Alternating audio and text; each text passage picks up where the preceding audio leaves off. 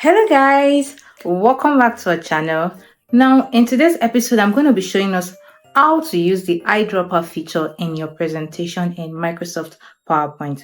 Now without taking much of your time, let's dive in. Now the eyedropper features allows you to apply a specific color to different objects or shape in your slide. Let's get right into it. First thing is to highlight on your shape or object. You can use the traditional method of Control A,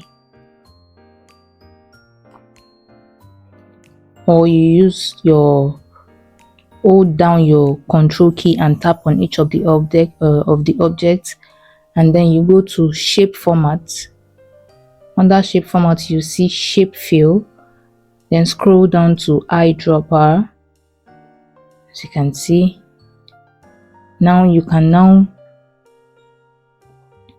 go to, like, if I want all the objects to appear yellow, I just tap on it, so you can see. If I want all the objects to appear red, can do that.